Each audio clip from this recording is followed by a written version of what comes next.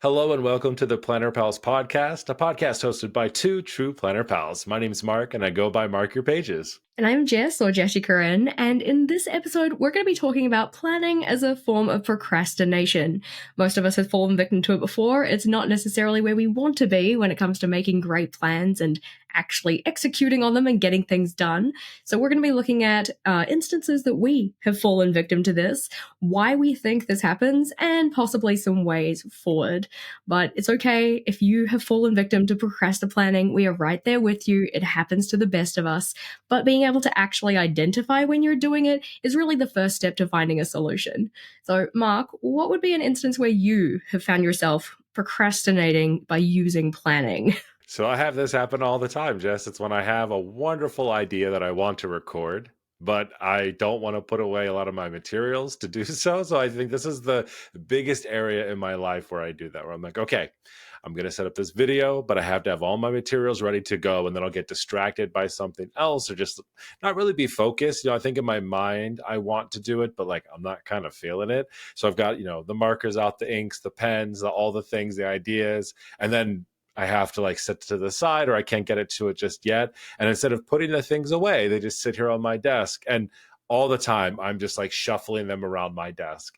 And it's happening right now in multiple spaces. It's happening with some stamps that I just got. And I was like, well, I can't put them away yet because I want to make a video to do them. So they're just out inside of the packaging. I have like all of my inks from my InkVet calendars out too because I haven't put them into my catalog yet. And I keep shuffling them all over. It was a mess today just getting this episode started. Let me just tell you, I almost knocked a lot of things over. Oh dear, I completely understand that feeling. Like when you, especially when it comes to like the first initial setup of a layout, oftentimes I have all of this kind of pre-planning that I like to do to make it so that the actual planning stage of putting things down on paper is as smooth as possible.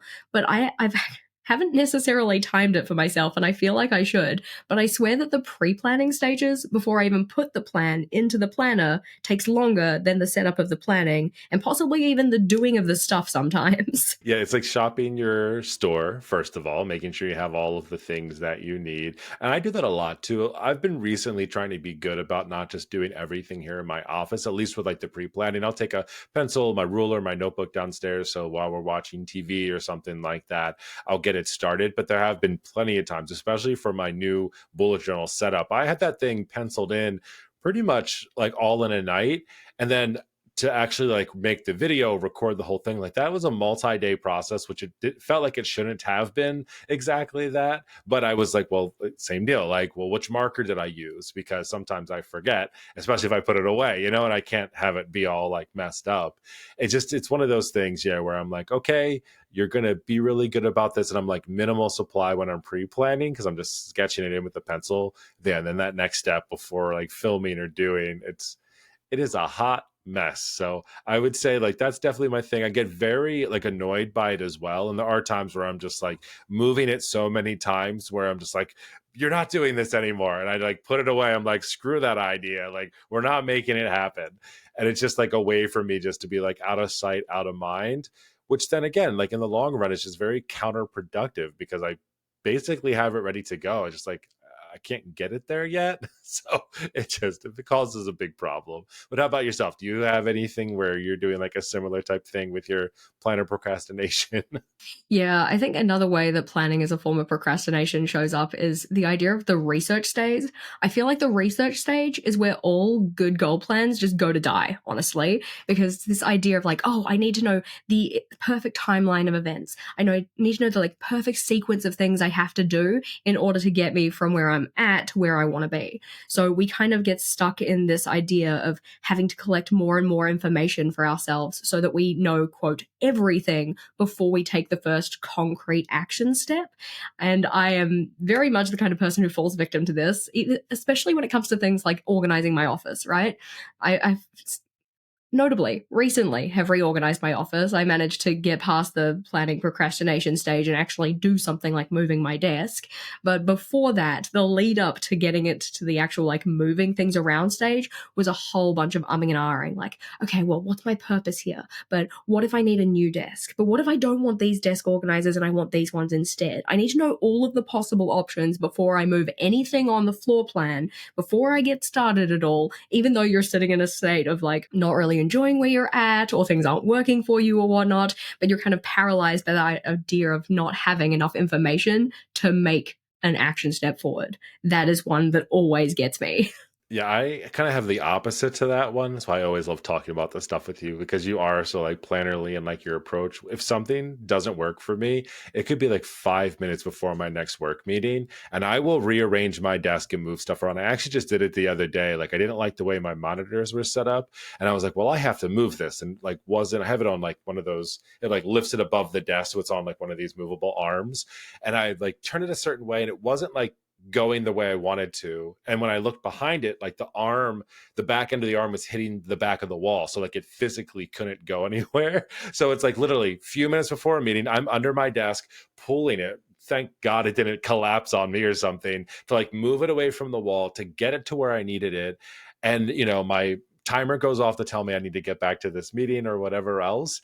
And then like, I'm just sitting there in the entire meeting. I'm like, Mark, you're in chaos right now. Like you literally have like wires hanging out over here. Your desk is all like catty cornered to the wall because I pull it out so I can move this arm. And it's like the worst time ever. And then what's even worse sometimes is like I can't get to putting things back in the order right away. And so sometimes I'll leave my office and it looks just like things exploded inside of here. It's all for good intention, but it's just one of those things where I feel a little bit opposite, where like I don't have a problem with starting an idea or a project like that. It's knowing that I want to try to get it done, because just the fact of like leaving it there afterwards is going to like mess me up. So it's always like, okay, something I had to tell myself. It's like, okay, we're going to do this right now, but reality, do we have time to complete the thing that we're about to start? And like my ADHD brain is usually like, of course, we have all the time in the world, even though technically we don't have any of that time in the world to get it done. But that's kind of for me, at least with the office space too, where it's like I don't think I plan very often. I kind of like know in my mind what I want to make happen, and then the only way I can kind of do it is just like to start doing it. But I know that that's not the right way to do it. It's like it messes you back, it messes you up. What's that old saying, Jess, where it's like, planning ahead kind of saves you money in the end, right? So instead of just like go, go, go, go and fixing all the problems later, like knowing that you pre-planned ahead of time saves you in the long run. I'm totally opposite. I'm like, do it now, see what happens later. Bye. Psh.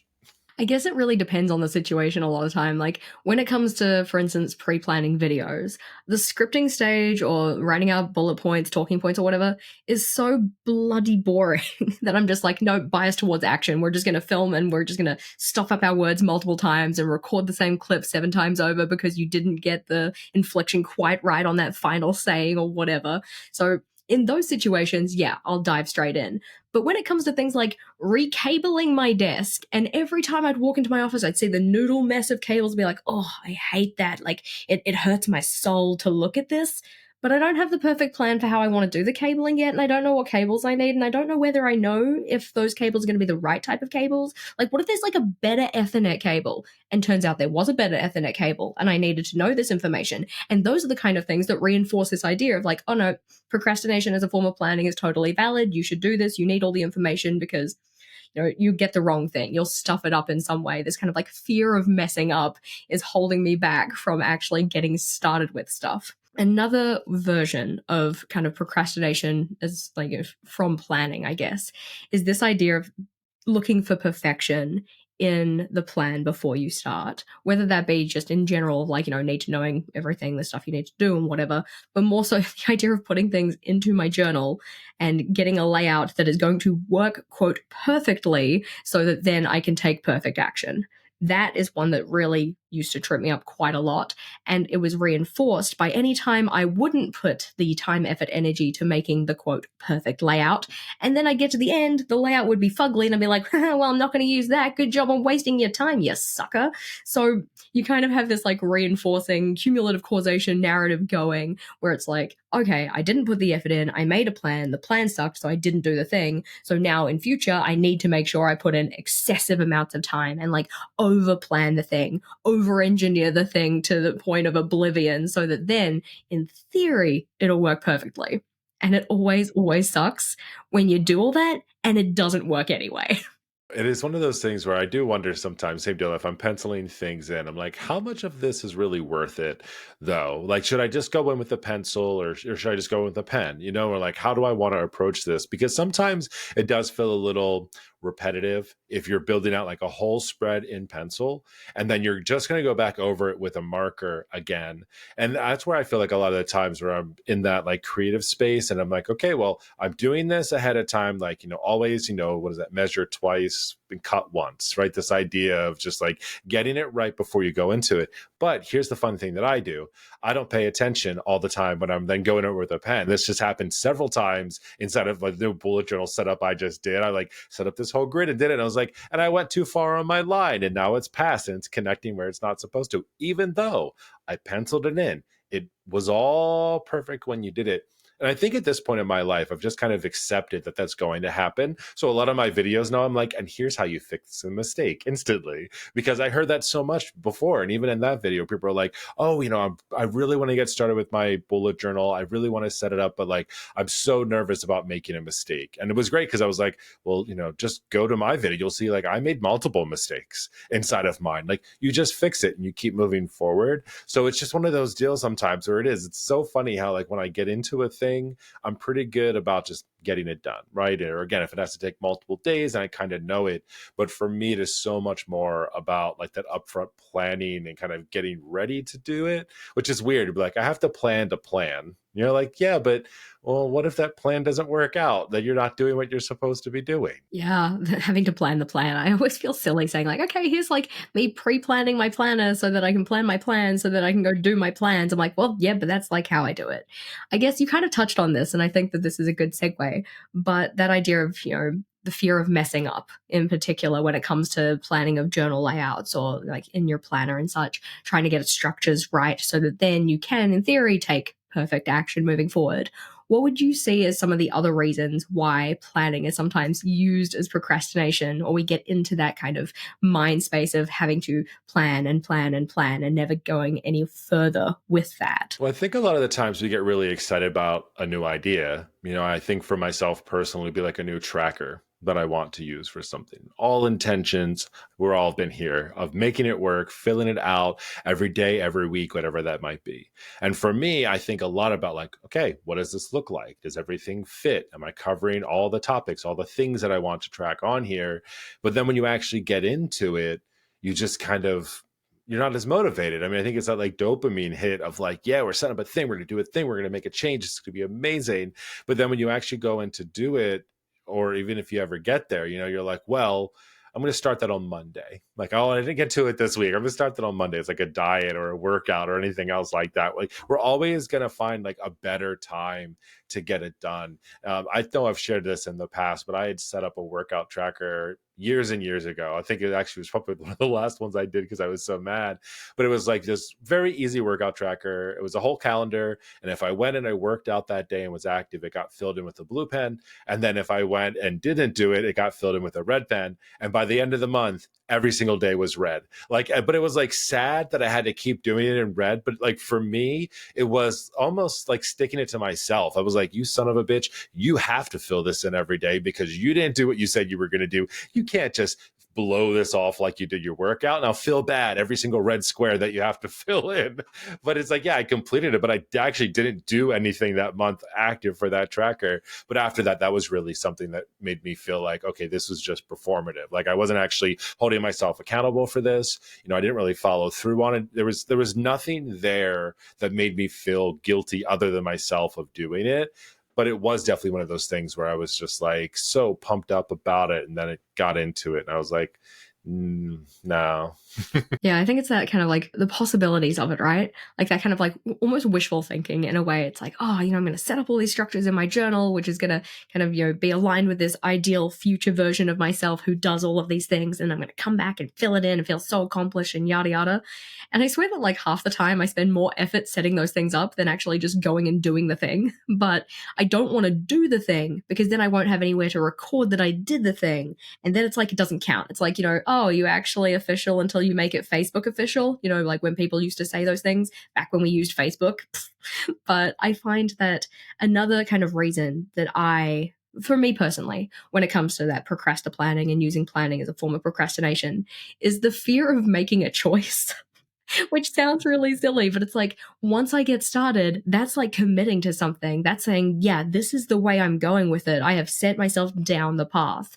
And where I very much saw this was in planning my wedding. And in particular, picking color palettes because there are so many gorgeous color palettes. And as somebody who pretty much intends on getting married once and being done with it, assuming the Vogel feels the same type deal, but it means that once you make that choice of saying, this is the color palette I'm going with, all of those other possible options, like the beautiful burnt orange and teal, which was so gorgeous, definitely not what I went with, but like it would have been a vibe, or all of those beautiful ones with like the sage greens and super soft pink, like, oh, that would have been so gorgeous.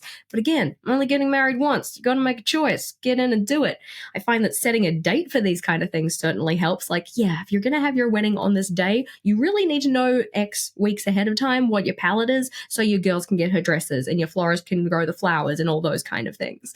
But actually getting to the point of setting a date took like 8 years. So yeah, big procrastination in that front. I mean, I've actively been trying to work against this for a long time. Something else that I do, I'm sure maybe others do too, is this thing of like you can't get started with a page because you haven't like set it up. And I'll do this something as simple as like a header. I'll be like, oh, this needs to be a collection page. And I'm like, oh, but I can't start the ideation on this until I make the header and I want to do a cool lettering font, or I'm not at home. This happens a lot when I go into the office and I don't take all my materials with me. I'm like, oh, this needs to be a collection page, but I can't actually like get started on this page just yet because I haven't decided what the header is going to look like and all my materials are at home. So I've even like taken to like a scrap piece of paper almost and like worked in there, put it in my journal, came home, was like, okay, now we have to transfer it. And then I was like, this was the dumbest thing ever. Like, Mark, give yourself like 3 or 4 boxes from the top. You don't usually do like giant headers for these things, and just use it. Or sometimes I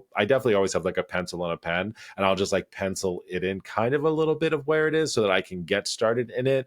But that paralyzation or whatever it is of just like making that decision or doing that thing, but knowing that you have something else to do, I mean, it's completely procrastinating. Like, Mark, just get in there and start writing and doing what you need to do. It doesn't matter that there's not a perfect header on that page right now. That is so minor compared to the work that's being done. But there are so many times when I've certainly just put something off because like I wasn't prepared or I didn't feel my page was prepared to get started. No, I completely understand that, especially for like our decoration first planners or people who like to make the page look nice and then populate it.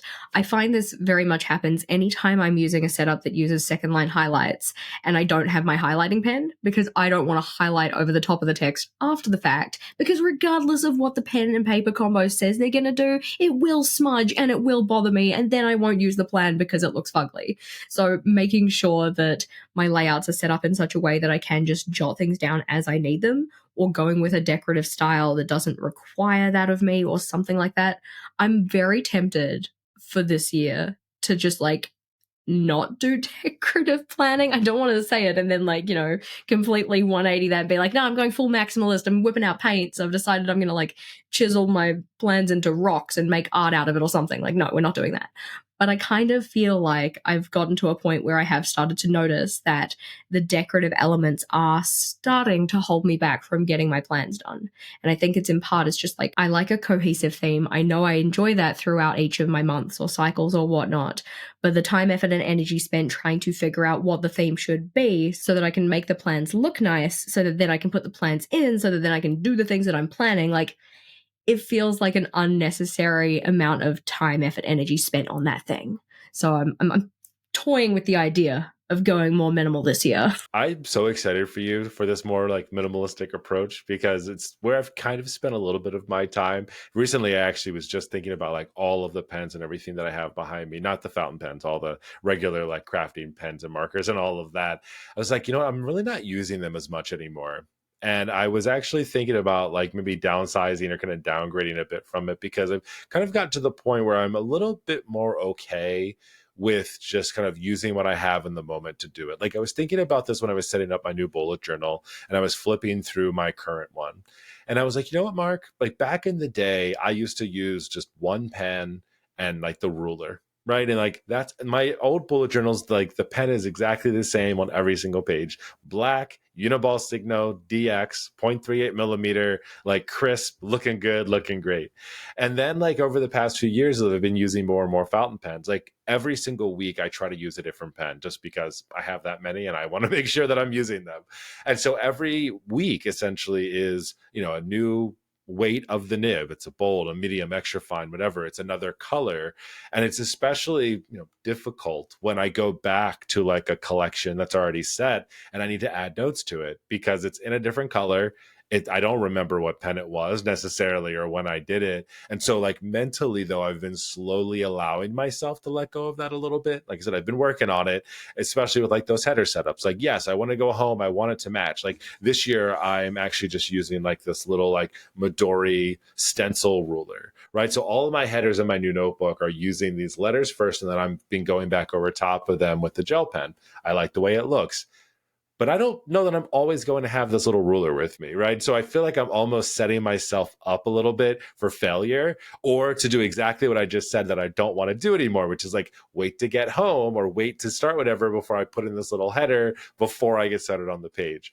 So it's like I like the way it looks. I think like aesthetically, it's like where I want to be. I'm okay with it, but it's a great example. Like I'm almost procrastinating in a way ahead of time, just because I know that there's going to be a potential issue. So like getting myself past that, I think is going to be huge for me.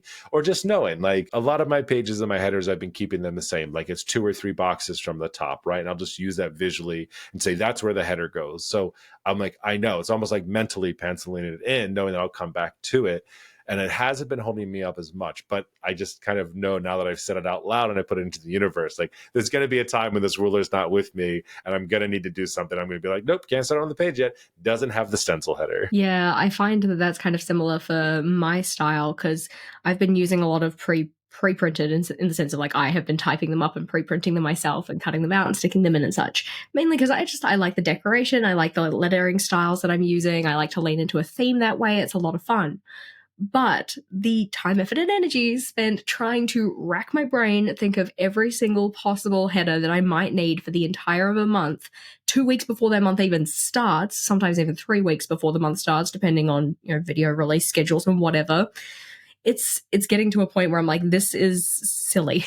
It's just a little bit silly, spending all of that time, effort, energy planning that kind of stuff rather than doing the stuff that I'm using my planner for.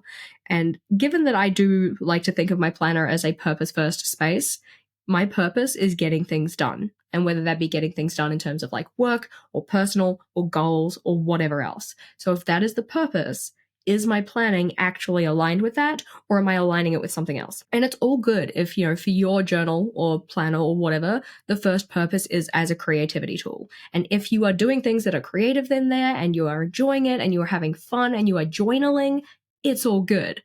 But I think right now I am trying to lean less into the creative aspect of my planning and more into the planning aspects of my planning. Like actually getting things in there written up in such a way that I know exactly what I need to do. I can take action on it and not having these pre-planning stages hold me back from doing that thing.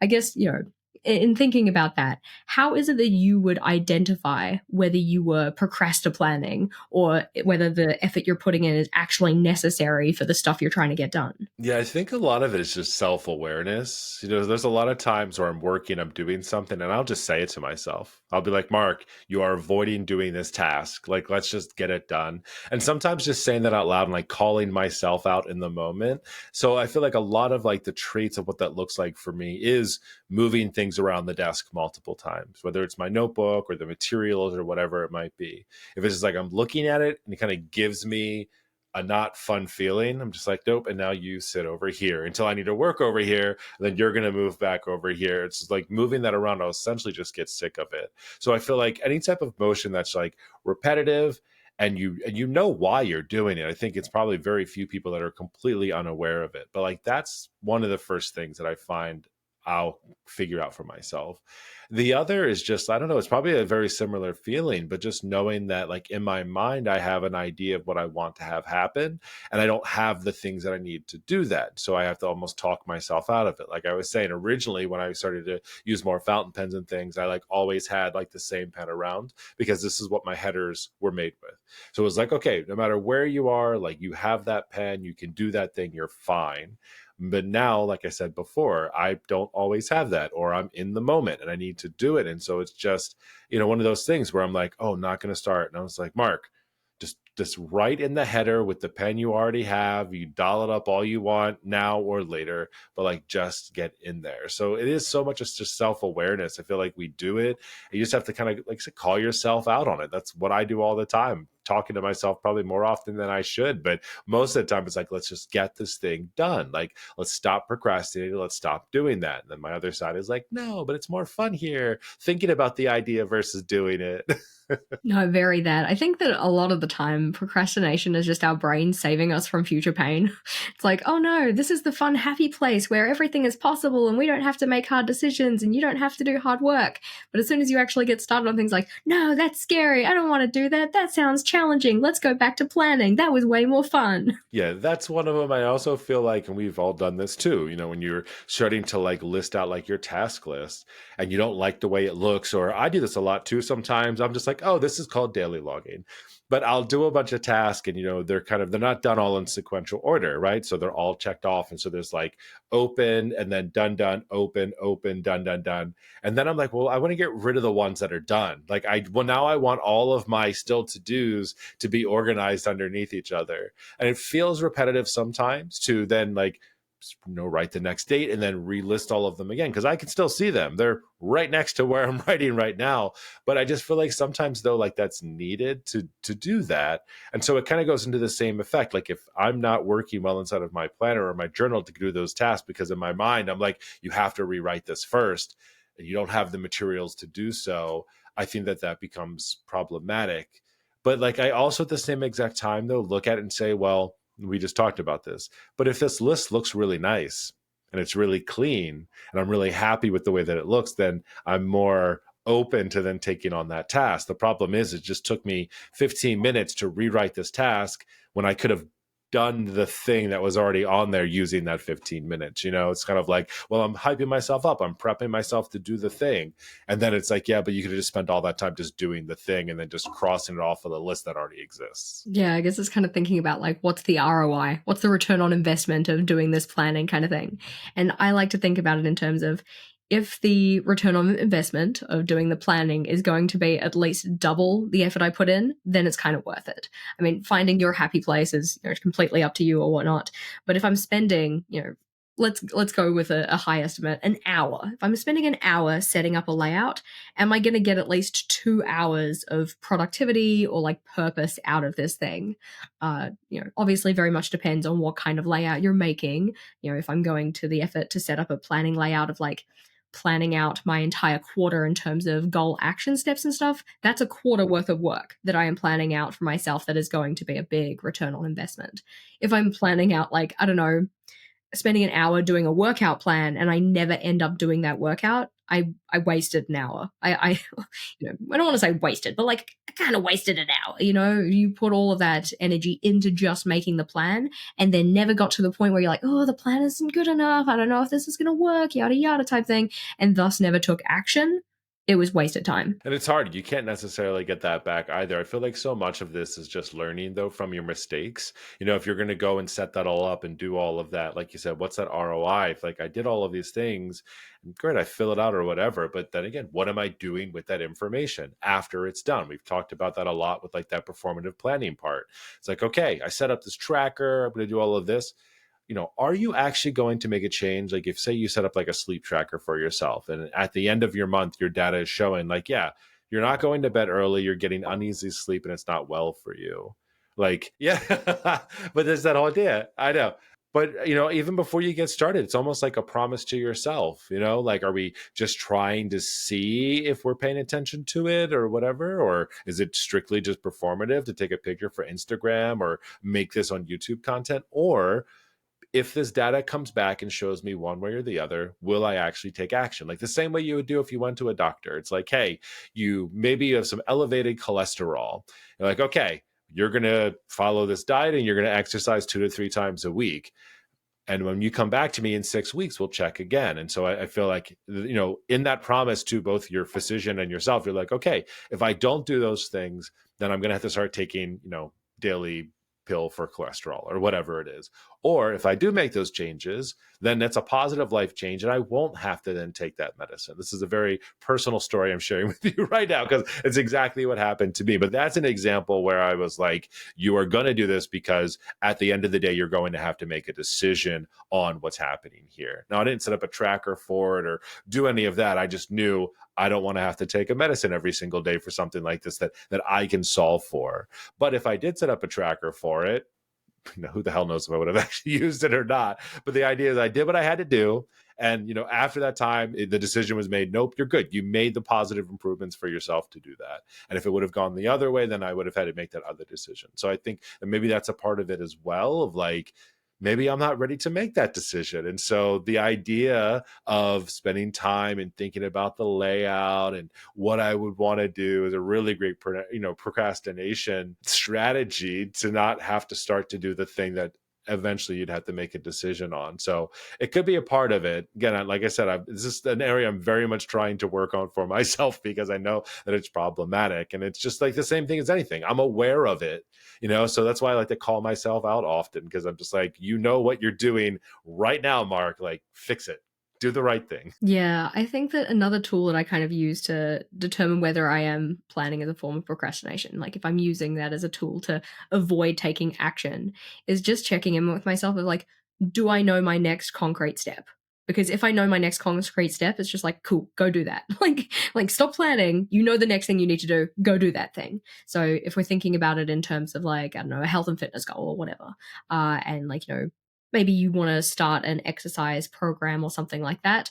Okay, what is your next concrete step? Maybe your next concrete step is, I do not have shoes that I can do this in. I need to go and acquire shoes. So it's like, okay, cool. You need to figure out, where you're going to get them, when you're going to get them, book it on your calendar. Now your planning is actually going to be a lot more helpful, not just making the layout look nice or, getting stuck in that research stage. Because that's another question I ask myself, like, am I using research as an avoidance tactic? Like, am I using this to stop myself from having to actually do anything? Because getting stuck in the research stage, as I said, that is where all good goals go to die, I swear. Yeah, it's definitely one of those things where you are thinking through it and you're like, okay, what is the thing here that I'm doing? Why, like you said, like the why. Why am I doing this? Am I ready to go? Am I ready to do a thing? There's just so much that goes into it, and I think that's a really big part. I do also though think to say like almost like the opposite, like I guess this is the gray area between this topic is like there is planning for the thing though that is really important that you should do.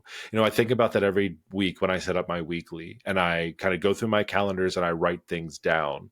And sometimes I would ask myself and be like, is this really worth it? Like, just get in and start doing the things that you want to do. Like, why do you have to sit down and do it? But I found for myself that long-term effect outweighs the other. By doing that and sitting down and looking through all the things and writing them down, I do feel more prepared to take on the week. I'm am more or less prone to miss things because I've almost kind of written it twice in a way. It's digitally in one spot, but writing it down on my calendar for me personally helps me. I know in previous episodes we talked about like repetition kind of being the anti direction of like being productive. But for me, that repetition, writing, rewriting helps me out a lot. But I look at it the same way, planning out your spread before you actually go in there I think is smart, but it's like, but how much time are you spending on that? And like something that I've done is I might not draw in every single line or write down every single number, but like write down the important ones And then that way I feel less like I'm wasting space doing it twice, but at least I know that I'm somewhat prepared to go into it when I am ready to kind of put the pen to paper versus the pencil. No, very fair. I guess it's almost like that idea of over planning as a form of procrastination. Like, once you get to your MVP, your like minimum viable plan or whatnot, then everything extra that you do on top of that that just holds you back from taking the action you need to, that's probably where the issue is. Because I am very much like, I don't know, a foot in both problems because I, especially when it comes to feeling busy or feeling like I've got a lot to do or whatnot, I have this little voice in the back of my head, it's rebel brain, just being like, no, you're not allowed to plan because you know what you need to do, just go do the thing. But if I spent the 5 or 10 minutes planning out the work that I had to do for the day or week, then I'm going to be so much more effective during that day or week. Like the ROI on that is huge compared to the 5, 10 minutes it took to just write down what I needed to get done. But because I'm so like, I don't know, worried about the idea of using planning as a form of procrastination and not getting the stuff done, it's like, nope, you can't possibly write down a plan. Do not even think about picking up a pen and writing out what you need to do because in theory you know what you need to do, so just go do the thing. No, it's a hard thing to do sometimes to like kick yourself in the butt to do it. But like, I mean, we both kind of said it now. I think that awareness is really important. You mentioned something earlier, and I think this might be a good way to like transition into like we've talked about like when you know it's not helpful, but like when do you know that it actually is helping you? Like I kind of give that example of like I know that by working on like a Sunday ahead of my week and kind of filling in my pre-week that's helpful for you. Do you have anything for yourself where you're like the opposite, where rebel brain is like, we're doing this thing because we know that it's helping us, Jess? Yeah, I think that definitely when it comes to goal action plans, that is a type of planning that I know is always going to have payoff. Mainly because I'm not so much planning in terms of, pre-planning a structure or a layout or whatever. I use the same layout and structure for every single one of them because I know it works, which means that all of the effort that I'm putting into that, all of the stuff that I'm writing down there, I know it's going to have payoff. So that's one that I'm always willing to spend the time on because I know the time is being spent well. When it comes to designing new layouts and such, that there's like a kind of threshold. Like there is up until a point, it's good planning, and then after that, it's like okay, now you're over planning and it's kind of pointless. But when it comes to setting up new layouts or new structures in my journal that are to tackle a particular project or pain point or anything like that, there is going to be a certain amount of time I need to do the pre-planning stages to make sure that that layout has the best chance of being successful for me or actually helping me to do the things that I want to do. So usually that's kind of thinking about, okay, well, what's the purpose? Purpose first kind of a thing. What do I want it to do for me? What do I want it to help with? What do I want to get out of this type of a thing? Once I know that, once I'm clear on that, what structures are going to most easily help me do that thing? What structures should I avoid because of my kind of previous tendencies that I have shown, like not setting up monthly trackers because you're not going to go back and fill them in, maybe putting it on a weekly structure or something because that's more aligned with how I like to plan or whatnot. So the effort spent in that kind of pre-planning stage, I would consider to just be planning, not over planning. I think the over planning comes in where it's like, oh, but where should I put this sticker? I'm not coming for your stickers. I'm not coming for your decoration. It's just how I kind of see myself as over planning and using that as a procrastination tool. No, I mean, it absolutely is. I mean, that's just an excuse that we give ourselves. We're like, well, I can't start this spread because what if I want to write, or what if I do write there, but that's where I wanted to put that sticker or put that stamp or wherever. And I feel like that's where that pre-planning can be helpful. Again, you're not planning to procrastinate of getting started, but like thinking ahead that step and actually being thoughtful about it is much more helpful, because if you do it the other way, like we kind of were just kind of going and talking about, it's like, well, if I'm not doing those things and I just go right in, but then I do want to add that later and it doesn't fit, then I'm just mad at myself. It's not, itching the itch or scratching the itch, that's in my brain of like, we want to make that happen. So I think that is kind of an important part. I mean, the other way to go with that is to say like, well, I'm just going to make my life a lot easier and I'm going to simplify it. Or something that I'll do sometimes is I'll just create like a bounding box for myself and be like, okay, this is the space where you're going to write this. So like in that example, if you're like not sure where you want to put that sticker or do whatever with it, I'll just like block out a part of my page where I'm going to write. And that way it's like, okay, well, all the space around it is for whatever creativity-ness that you want to do later. It's like, yes, I want to add a drop shadow to that, but I don't have my marker on me right now. So it's like, let's bound this and like visually, or sometimes again with pencils, it's going to mark it out and move on so that we can come back to this later. Sometimes I do come back to it later. Sometimes I don't come back to it later. But it's the idea is that I didn't hold myself up or stop myself from continuing my work. I am, in a way, really kind of pre-planning that page for that material or that thing before I actually hit it. I don't know. Maybe everyone's a bit different too, but like for the most part, typically know like the general sizes of a lot of the stationary items that I have, stamps and stuff like that, where a lot of times I give myself more space than I actually need. And sometimes it looks weird, but I'll kind of say like, oh, I know the stamp that I want to use here. And it's, no bigger than this. So I just got to leave that space there for myself. And then at least, again, I'm not stopping myself from doing anything. It's just like, keep moving along. You'll come back if you do it. If not, no loss, no foul. Yeah, no, I think that another way that I try and avoid the over planning, procrastination through planning type deal is giving myself a time restriction on the amount of time I give myself for the planning stage.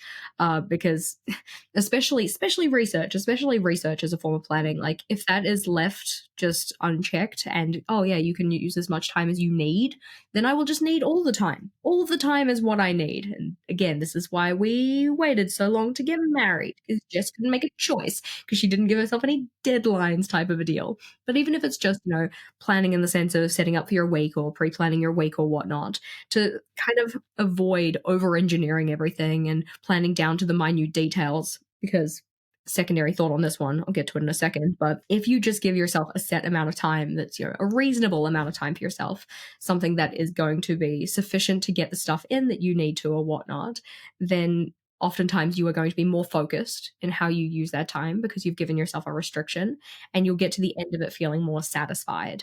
Otherwise, you get into this kind of point of like hyperfixating on every single tiny minute detail and like, oh, but what if I like, moved this up slightly, or what if I had to reposition this over here, and you're repositioning all this stuff on the page and not actually getting any of the stuff that you want to done. The secondary thought, though, with that idea of over planning things down to the minute details and whatever else, is that oftentimes, if we try and plan out the entire journey or the entire roadmap of, if we think about it in terms of like a goal or project, oftentimes, one, you don't know what you don't know, so there's a good likelihood that you're going to get started, learn more information about what actually needs to be done, and the plan is just going to change from that. Or two, our predictions of what's going to happen in the future, like, we don't have crystal balls. Typically speaking, what we plan for or think is going to happen, or the timeline of events that we think we're going to be able to follow through on, doesn't actually align with reality. So you spend all this time, effort, energy putting into the perfect plan, really scaffolding out every single minute detail of what has to happen. And then once you get started, either you learn more and that plan doesn't work, or things just change and that plan doesn't work. And you don't want to put that effort and energy in and then have it wasted. Whereas if you had have just made, I don't know, a very small concrete plan of the next couple of steps you need to do and then gotten underway with those, you'd have more insight, you'd know better about what needs to be done, and then you can plan the next few steps. Do those, and then plan the next ones, and kind of just go around that cycle. A more kind of iterative building of a plan rather than trying to overplan at the start, procrastinate getting started, and then when you finally get started, it's like, cool, and this doesn't even work. I think that's a really good point, Jess. So I think this is the perfect time to ask the Planner Pals about their opinions on this one. And it can go two-way, Planner Pals. This can either be examples like we've talked about today of like things that you do that, again, for the awareness standpoint, that is planning for productivity, but like with the thoughts of procrastination in there. And I would also love to know like what you say to yourself to get yourself out of that space. So if you are there with us, you are aware of it, or you catch yourself doing it, what do you do to kind of get yourself out of there or motivate yourself? We would love to hear from you. You can, of course, drop a comment inside of the video if you're watching over on YouTube. You can always email us, plannerpalspodcast@gmail.com. And over on social media too, we love to chat with you over there. I love when the Planner Pals hit us up in all those spaces because it's just like a constant conversation. And I know that they're listening and they're watching and we're talking about these things, and it's just super fun. And I absolutely love it so much because we all do it. I think that's what we really come to understand. Like it might look a little bit different for everybody, but we're all there with you. You're not alone. Yeah, definitely. I would love to hear about like how you know that you're procrastinating through planning, how you get yourself out of it. I'm gonna like steal all your tactics, especially because, as I said, I've got a foot in both problems. Either no, you're not allowed to plan because you're gonna procrastinate, or no, the plan isn't perfect and we need to continue with the research stage. Very eager to hear your thoughts, Planner Pals. But as always, thanks for watching.